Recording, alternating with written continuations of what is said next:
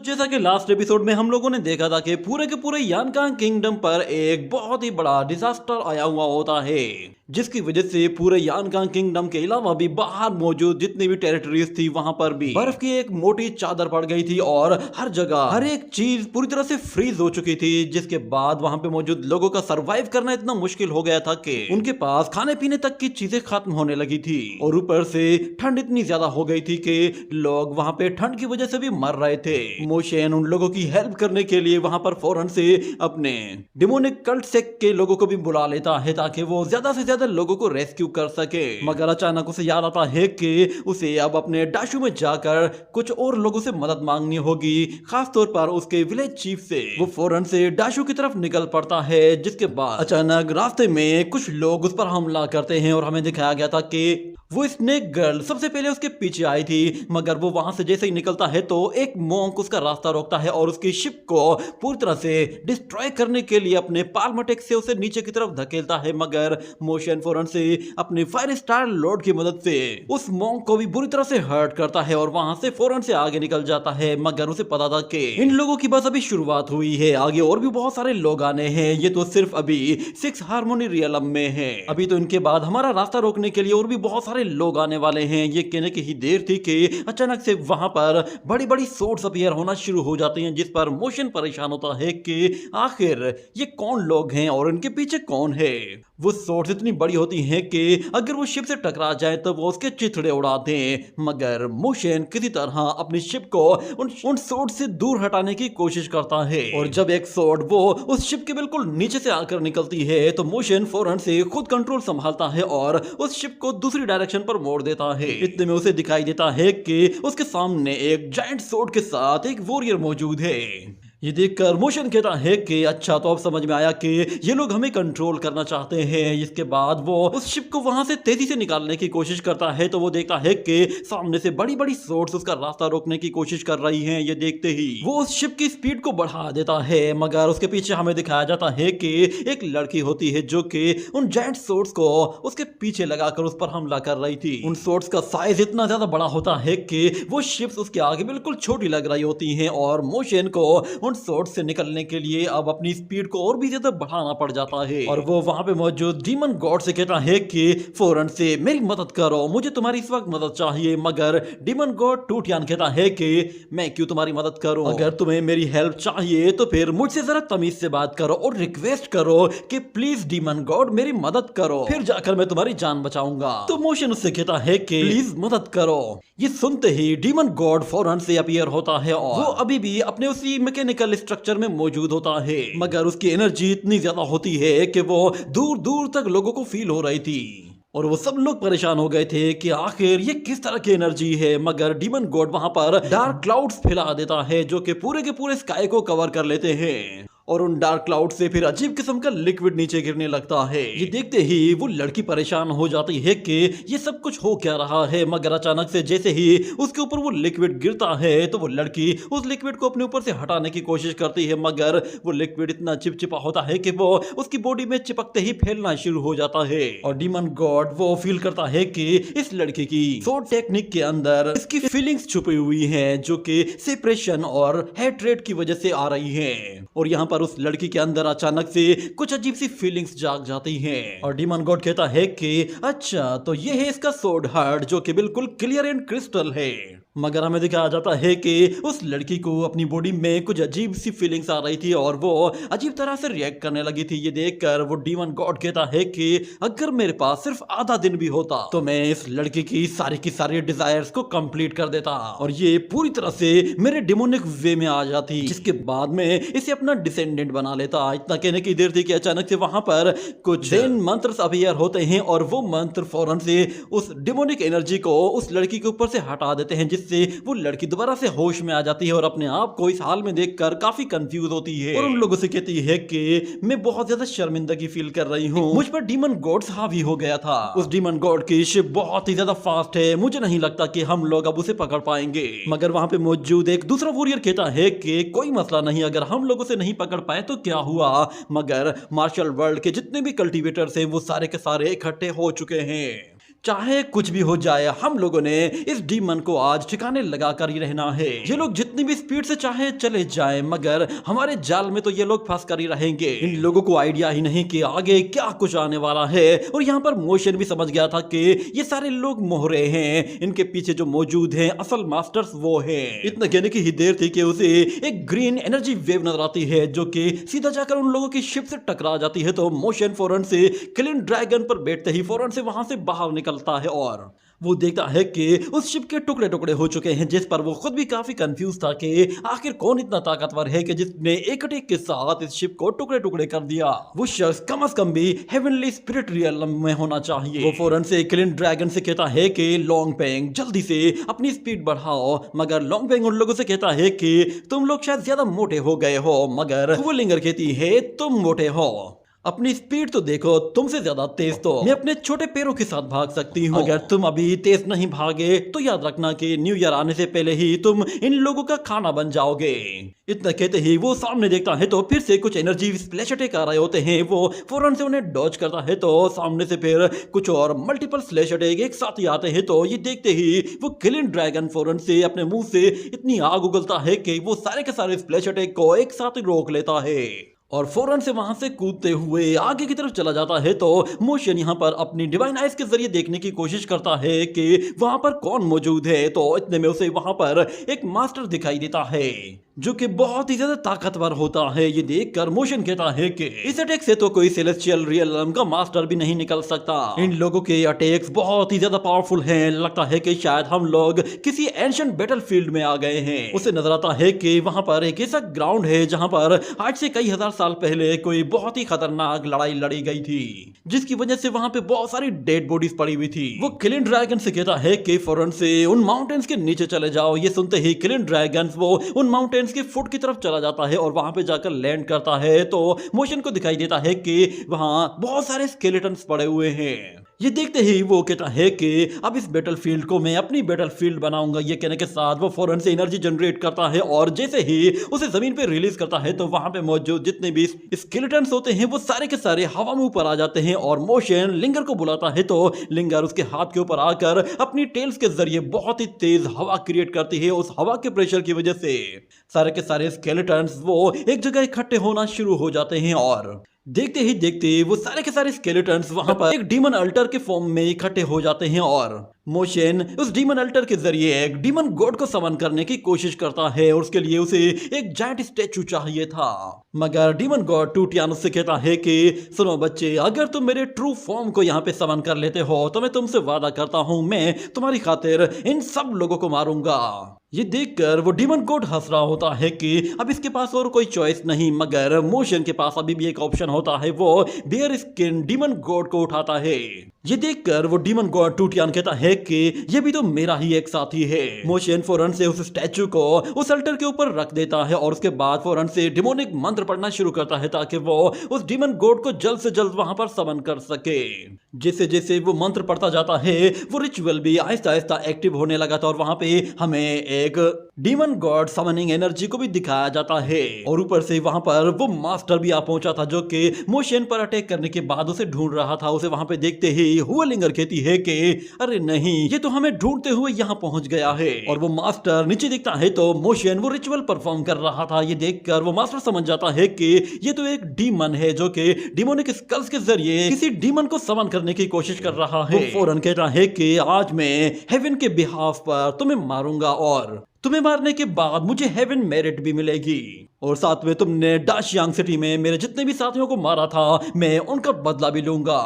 मगर यहाँ पे हुवलिंगर वो लॉन्ग पेंग ड्रैगन से कहती है कि फौरन से उसे कुछ देर तक होल्ड करो ताकि मोशन अपना काम कर सके, मगर वो ड्रैगन कहता है कि नहीं, जिस पर लिंगर उसे गुस्से से डांटते हुए कहती है कि अभी के अभी जाओ। तो वो ड्रैगन मजबूर होकर फौरन से उस मास्टर की तरफ आगे बढ़ता है। तो ये देखकर वो मास्टर कहता है कि अच्छा तो तुम मेरा मुकाबला करोगे, मगर वो ड्रैगन जाते साथ ही उस पर आग उगलना शुरू कर देता है जिससे वो पूरी की पूरी स्पिरिचुअल बॉडी पर आग लगा देता है, मगर उसके बावजूद भी उस बॉडी पर कोई खास फर्क नहीं पड़ता।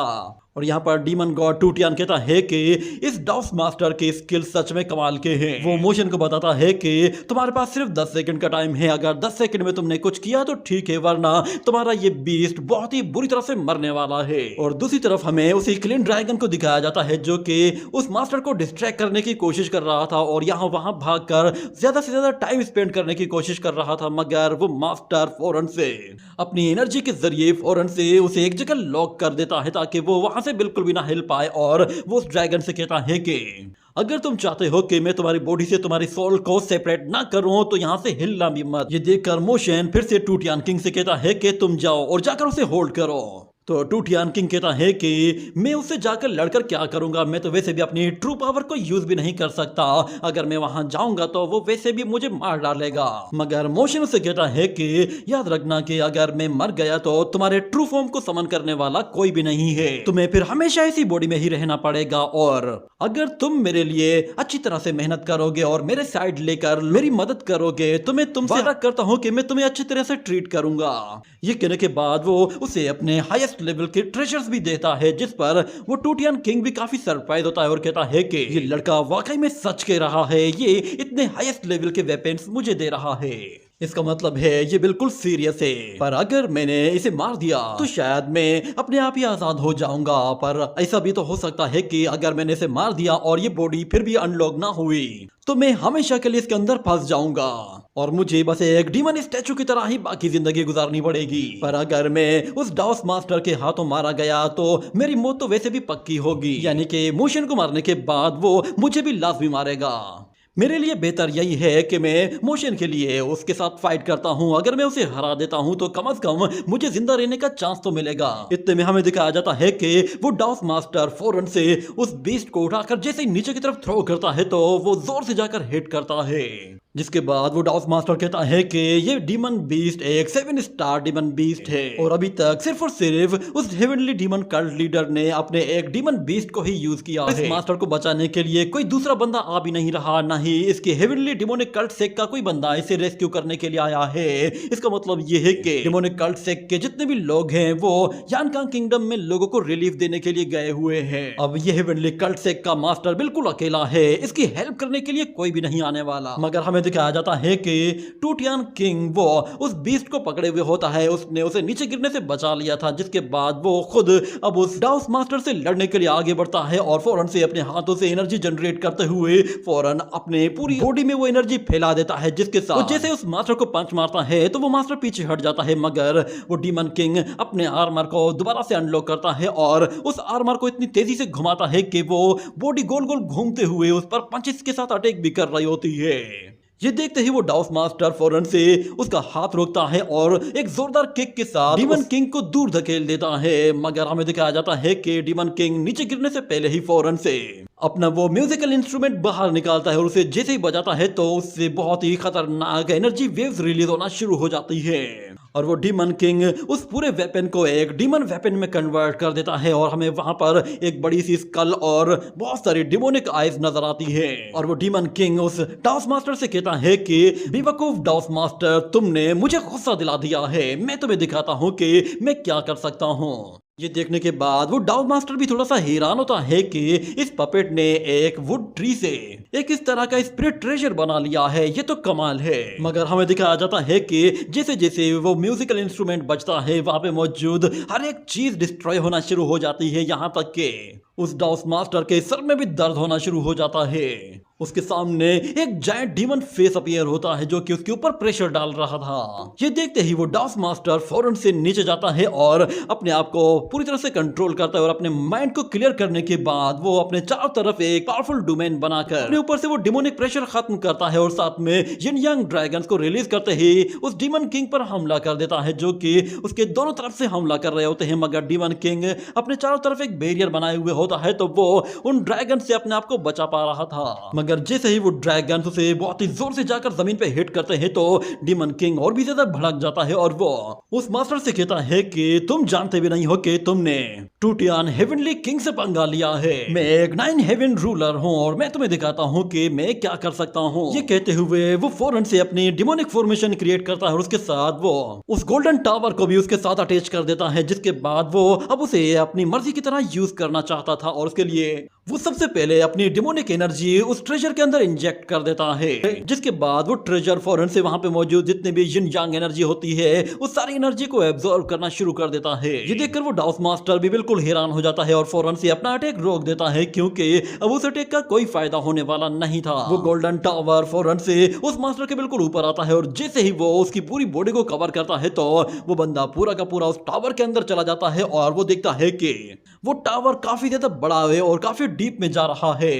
और उसके ऊपर से बहुत ही ज्यादा आग आ रही है। ये देखते ही वो मास्टर फौरन से अपने आप को आग से बचाने के लिए फौरन एक जिन यांग डायग्राम क्रिएट करते ही उस आग को रोकने की कोशिश करता है, मगर उसका प्रेशर बहुत ही ज्यादा होता है, जिसकी वजह से उस मास्टर को अपना जोर लगाना पड़ता है और वो अपनी पूरी ताकत के साथ उसे पीछे पुश करता है। तो दूसरी तरफ टूटियांग किंग वो भी अपना जोर लगाते हुए उस पर ज्यादा से ज्यादा प्रेशर बनाता है। ये देखने के बाद वो डाउस मास्टर फौरन से अपनी डाउ बॉडी को समन करता है, जो कि फौरन से अपीयर होती है और वो काफी ज्यादा बड़ी होने के साथ साथ उस ट्रेजर को आराम से पीछे धकेलना शुरू कर देती है। ये देखकर वो डीमन किंग वापस से पुश करता है और उस टावर को बनाए रखने की कोशिश करता है, मगर वो डाउस मास्टर इतना ताकतवर होता है कि वो उस गोल्डन टावर को इतनी जोर से पुश करता है कि वो टावर ही फौरन से नीचे गिर जाता है और उसकी वजह से वो डीमन किंग उस टावर के नीचे दब जाता है, जिसके बाद वो डाउस मास्टर उस गोल्डन ट्रेजर को पूरी तरह से डिस्ट्रॉय कर देता है। तो ये देखने के बाद मोशन वो उस डीमन किंग को समन करने के लिए पूरी तरह से तैयार हो जाता है। उसने अपना रिचुअल कंप्लीट कर लिया होता है और वो बस अब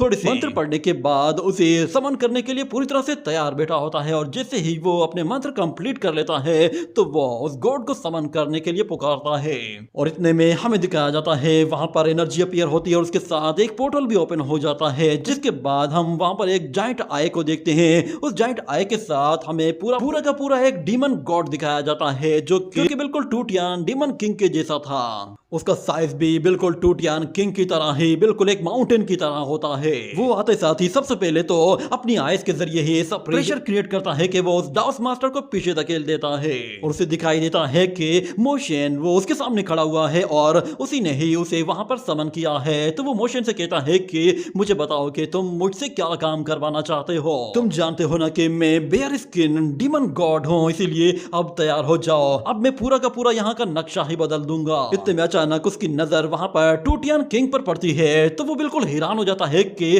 टूटियान तुम यहाँ पे मौजूद हो, तुम तो लॉर्ड ऑफ हेवनली किंग थे। जरा अपनी हालत देखो, तुम क्या बन गए हो। सोचा भी नहीं था कि तुम इस तरह एक स्टैचू के अंदर अपनी जिंदगी गुजार रहे होगे। इतना कहने के बाद मोशन उससे कहता है कि फौरन से इस मास्टर को मेरे रास्ते से हटाओ। ये कहने के बाद वो डीमन गॉड फौरन से एक जोरदार पंच मारता है और वो डाउस मास्टर उसे अपनी एनर्जी के जरिए रोकने की कोशिश करता है, जिस पर वो डीमन गॉड उससे कहता है कि क्या तुम वाकई में मुझसे लड़ना चाहते हो। इतना कहने की देर थी कि एक जाइंट सोड आती है और वो उस डीमन किंग की बॉडी को चीरते हुए उसके दूसरी तरफ निकलकर उस मास्टर के पास चले जाती है, मगर वो मास्टर देखता है कि उस जायंट सोर्ड का तो उस डीमन किंग पर कोई खास असर नहीं हुआ है, वो तो बिल्कुल पहले की तरह खड़ा हुआ है।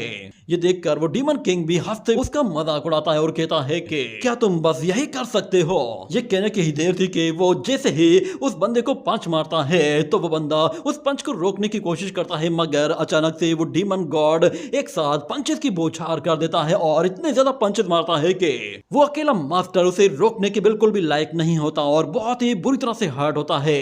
मगर इतने में वहां पर अचानक से एक और एनर्जी अपीयर होती है और वो उस डीमन गॉड के सिर के पास से होते हुए फौरन से दूसरी जगह चली जाती है और फिर हमें दिखाया जाता है कि वहां पर एक और वॉरियर अपीयर हुआ था और उसके उस मैजिकल ब्रश की वजह से उसने इतना पावरफुल अटैक किया था कि उसने बहुत ही आराम से उस बियर स्किन डीमन गॉड के सिर को धड़ से अलग कर दिया होता है और नीचे मौजूद वो डाउस मास्टर जख्मी हालत में फौरन से वहां से हट जाता है। मगर हम लोग देखते हैं कि वो डीमन गॉड जब नीचे गिरने वाला होता है तो वो फौरन से अपने सिर को अपने ही हाथों से पकड़कर कैच करता है और वापस से अपने सिर को अपनी जगह वापस लगा देता है और फिर पीछे मौजूद उस बंदे से कहता है कि तुम कौन हो। जिसके बाद वो ब्रश वाला बंदा बताता है कि मैं मास्टर क्योंग चोंगली का डिसाइपल हूँ और मैं यहाँ पर लू वांशु सेक को भी रिप्रेजेंट कर रहा हूँ। यहाँ डीमन गॉड को देखकर मुझे अब डीमन गॉड को ग्रीट करना पड़ेगा। ये कहने के बाद वो उसे वहाँ पर ग्रीट भी करता है और वो मोशन को बताता है कि मेरा मास्टर क्योंग और ट्यान जिन जून वो दोनों ही इस डिजास्टर को लेकर बहुत ही ज्यादा परेशान थे। यही वजह है कि उन्होंने मुझे अपने जूनियर्स के साथ तुम लोगों को मारने के लिए भेजा था। उन्होंने कहा था कि अगर तुम लोग हमारी बात मान जाते हो तो ठीक है, वरना तुम लोगों को मारना ही हमारे लिए सबसे बेटर ऑप्शन है। मगर यहाँ पर मोशन कहता है कि मास्टर क्योंग वो मेरा अच्छा दोस्त है, उसने कभी भी मुझ पर हमला नहीं किया, तो भला वो अब मुझ पर हमला करने के लिए एक के बाद एक डिसाइपल को क्यों भेज रहा है। लगता है कि शायद वो मुझे अभी भी हल्के में ले रहा है, ये तो मेरी डिसरेस्पेक्ट है। ये सुनकर वो बंदा कहता है कि मास्टर खुद से यहाँ पर आना चाहते थे मगर उन्हें खुद किसी बहुत जरूरी काम से कहीं और जाना पड़ा है, इसीलिए उन्होंने मुझे यहाँ पर भेजा है। उन्होंने कहा है कि हेवन ने जो पनिशमेंट यहाँ पर भेजी है इसे रिजोल्व करने के लिए वो बाकी मास्टर्स के साथ कोई खास मीटिंग करने के लिए जा रहे हैं ताकि कॉमन लोगों को ज्यादा से ज्यादा बचाया जा सके। जिस पर मोशन कहता है कि आखिर मास्टर क्योंग बाकी लोगों को कैसे बचाएंगे इस डिजास्टर से। तो वो बंदा कहता है कि हम लोग रिफॉर्म्स को रोकेंगे और जिसकी वजह से ये डिजास्टर आया है उसे सजा देंगे। ये सुनकर मोशन कहता है कि रिफॉर्म्स तो एम्परर ने और इंपीरियल मास्टर ने मिलकर अप्लाई किए हैं, तो फिर क्या ये लोग उनके अगेंस्ट कोई एक्शन लेना चाहते हैं? मगर नेशनल मास्टर वो तो यहाँ पर मौजूद है ही नहीं, तो ये लोग किस पर हमला करने वाले हैं? कहीं ऐसा तो नहीं है कि मास्टर क्योंग वो अपने साथियों को लेकर एम्परर को मारने के लिए निकल पड़े हों। ये कहने के बाद वो फौरन से उन लोगों से कहता है कि क्या तुम लोगों को पता है कि नेशनल मास्टर कहाँ है? जब वो वापस आएंगे और उन्हें पता चलेगा कि तुम लोगों ने यानकांग किंगडम पर हमला किया है तो तुम लोग उन्हें क्या मुंह दिखाओगे? उन्होंने ग्रेट बुद्धा से वादा किया था कि वो अब किसी के साथ लड़ाई नहीं लड़ेंगे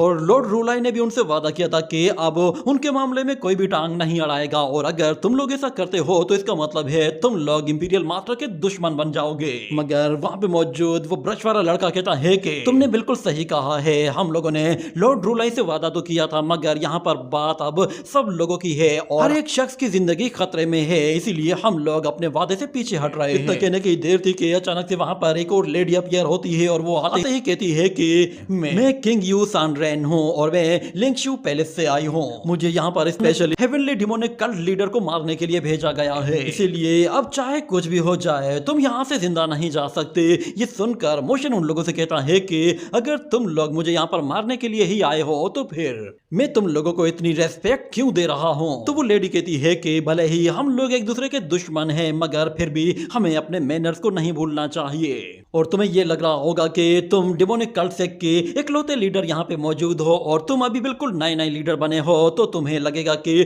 हम सारे मास्टर्स एक साथ मिलकर तुम्हें बुली कर रहे हैं और सब लोग एक साथ मिलकर तुम्हें मारेंगे तो ये फाइट बिल्कुल अनफेयर फाइट होगी। मगर बदकिस्मती से तुम होली लैंड के नंबर 1 डिमोनिक पाथ कल्टीवेटर बन गए हो और तुम्हारा स्टेटस भी हमारे स्टेटस से ज्यादा हाई हो गया है, जिसकी वजह से अगर हम लोग अब एक साथ मिलकर भी तुमसे लड़े तो ये फाइट बिल्कुल भी अनफेयर नहीं होगी। मगर मोशन उन लोगों से कहता है कि तुम लोगों को लगता है कि तुम लोग इतने ताकतवर हो कि तुम मुझे हरा दोगे और ऊपर से तुम लोगों ने जो वादा किया था वो तो तुम लोगों ने तोड़ दिया है। तुम लोगों को इतनी भी शर्म नहीं आई कि तुम लोग मेरे ऊपर डीमन होने का इल्जाम लगाकर इस फाइट को जस्टिफाइड करने की कोशिश कर रहे हो। मैं तुम लोगों को बता दूं कि चाहे तुम लोग मुझे एक डीमन ही क्यों ना बना दो मगर उसके बावजूद भी ये fight strong versus weak fight होगी। मैं जानता हूं तुम लोगों के अलावा भी यहाँ पर और भी मास्टर्स छुपे हुए हैं, इसीलिए प्लीज सामने आ जाओ। ये कहने की देर थी कि एक हेट उसके पास से होते हुए उसके चारों तरफ घूमकर वहां से वापस चली जाती है और हमें वहां पर एक और मास्टर को दिखाया जाता है जो कि शाओलिन टेंपल का एक मॉन्क होता है और वो आते ही कहता है कि मेरा नाम पुशेन है और मैं यहाँ पर young heavenly demonic cult sect के लीडर के सिंस को मिटाने के लिए खास तौर पर भेजा गया हूँ। मैं तुम्हारी रीबर्थ के लिए तुम्हारे जितने भी कार्मिक एक्शंस हैं उन सबको रिजॉल्व करूंगा। इतना कहने के बाद वहां पर एक और मास्टर भी अपीयर होता है और वो आते ही कहता है कि मेरा नाम लुवोशेन है और मैं लोटस हॉल पैलेस से आया हूँ जो कि मास्टर की के अंडर में आता है और वही हमारे बेगर क्लान के लीडर है। उन्होंने ही मुझे डीमंस के खात्मे के लिए यहाँ पर भेजा है। मुझे पता चला है कि तुम्हारे पास एक फॉक्स भी मौजूद है जो कि पहले भी हमारे बेगर क्लान को ऑफेंड कर चुकी है। मास्टर की ने कहा है कि मैं तुम्हारे साथ साथ उस फॉक्स को भी यहाँ से खत्म करके जाऊंगा। ये सुनते ही लिंगर बाहर निकलती और कहती है कि तुम्हारा वो मास्टर की एक नंबर का लालची इंसान है,